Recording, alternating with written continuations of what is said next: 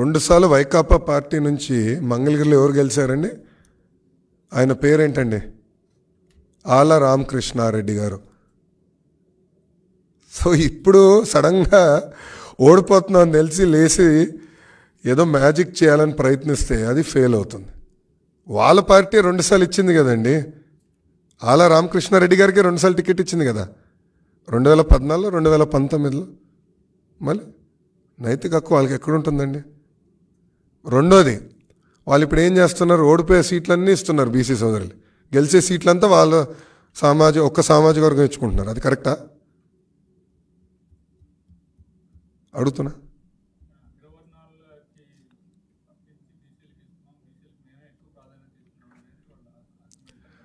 So ఇప్పుడు Guntur west ఇచ్చారు, వేవ్లో కూడా గెలవలేదు వాళ్ళు.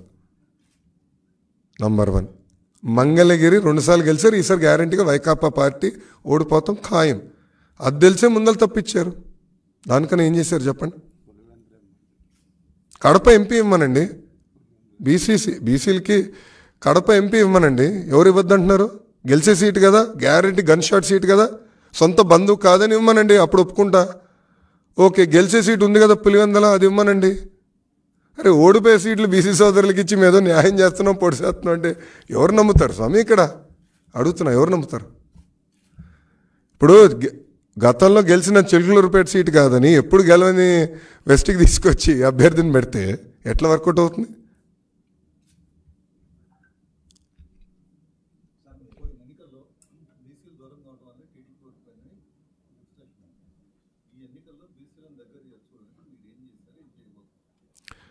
మీరు చూస్తే ప్రధానంగా బీసీ సోదరులకి ఇప్పటికీ పాదయాత్ర ద్వారా వాళ్ళు ఎదుర్కొంటున్న సమస్యలు తెలుసుకుని నేను కొన్ని హామీలు ఇస్తాం జరిగింది.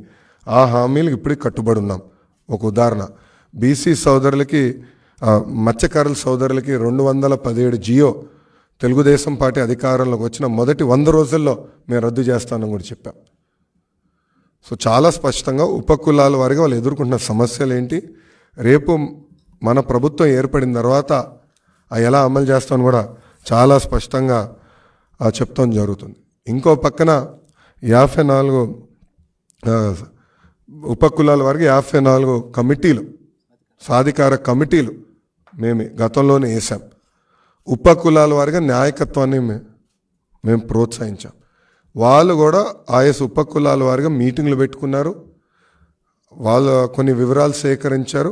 అవి కూడా రేపు మేనిఫెస్టో ప్రకటించినప్పుడు దాంట్లో మేము పెడతాం.